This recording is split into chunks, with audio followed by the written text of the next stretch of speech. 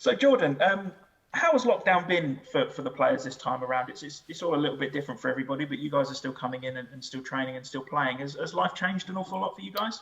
Um, Not particularly, to be honest. Obviously, there's not much to do, and you can't do anything outside of football when we do get home. So it's just literally a case of kind of going home and recovering, and which is a good thing, I suppose, for us because there's lots of games and we have to do everything right. So for everyone, it gives us no choice but to but to go home, recover well, and just kind of relax and spend time at home. So it's not really been too dissimilar to a normal day-to-day life of a footballer.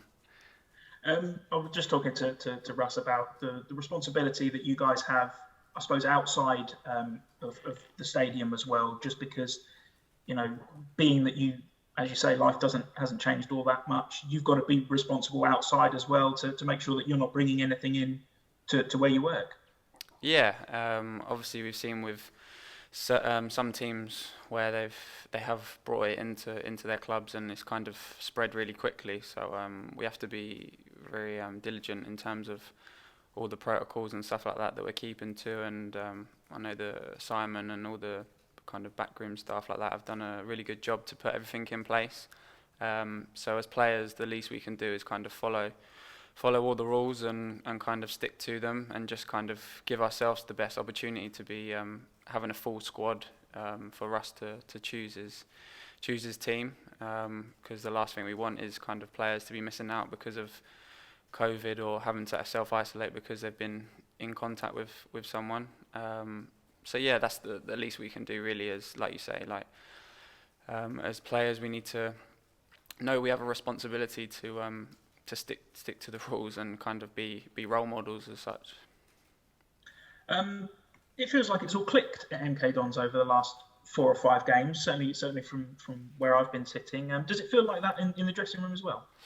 Yeah, I think I wouldn't say it's clicked in terms of we've nailed it, because obviously that's when you're winning every game and anyone comes and you're just kind of steamrolling them. I think it's clicked in terms of we look like a team now that's pretty solid. Obviously, we conceded 3 goals, I know, at the weekend, which is disappointing. But I think going on the kind of average over the last few games, I think we've looked pretty solid defensively.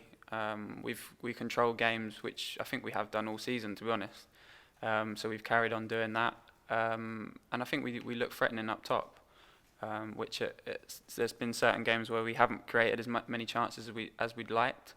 I think even obviously losing at the weekend, but I still feel like we created some decent opportunities, which when a team comes and kind of just sits back and looks to hit you on the counter, I think it's always difficult to break teams down, and I think at times we did that really well.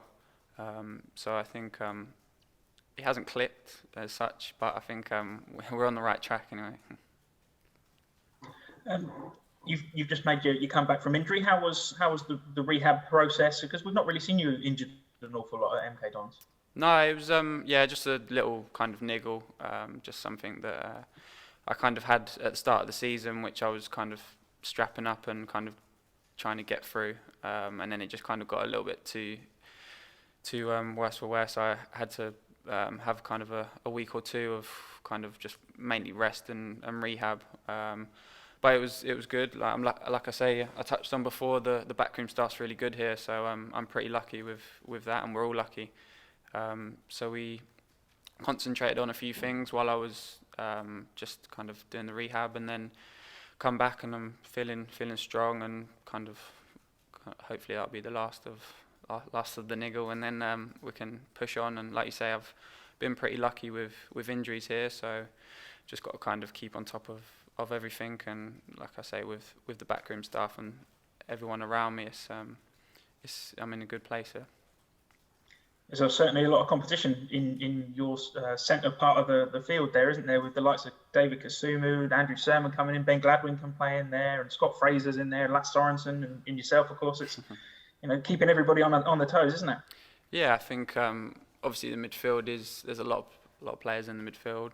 I think all around the pitch we've got pretty good competition in every position. I think a lot of players can play various positions in our formation as well. But like you say, yeah, we've got some real good players in the middle of the park.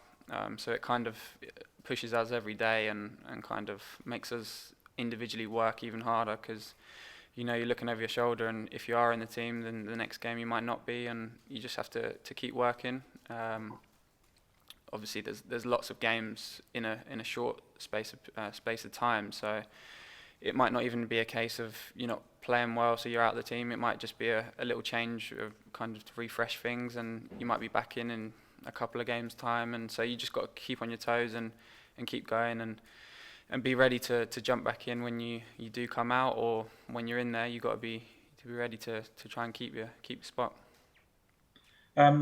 They don't come much better chances to bounce back from the weekend than against a team that's struggling like Shrewsbury. It's these games are never walkovers, though, are they? No, I don't think I've played enough games now in this league to know that no game is going to be a walkover. I think if we do the right things and play the way we can and start well, I think we can come into more games in the second half where we're a goal or two up, hopefully, and then we can kind of not take our foot off it, but we can control games and be very comfortable. But we have to go into every game knowing that they can cause us trouble in certain areas, and we'll go through that today and look at different things they do and how they play, and then kind of work on the training ground and look at our shape and how we can hurt them. I mean, I know it sounds obvious, and it's probably a bit of a daft question, but what can you do to stop conceding these early goals? Because they ultimately seem to be the thing that's coming back to haunt you at the moment. Yeah, I think it's difficult. I don't think you can put your finger on it exactly. Otherwise, it wouldn't be happening because we could just change it like that. I think you look at even teams like Man City this season. They've really struggled in both boxes in terms of defending, keeping the ball out, and putting the ball in the net.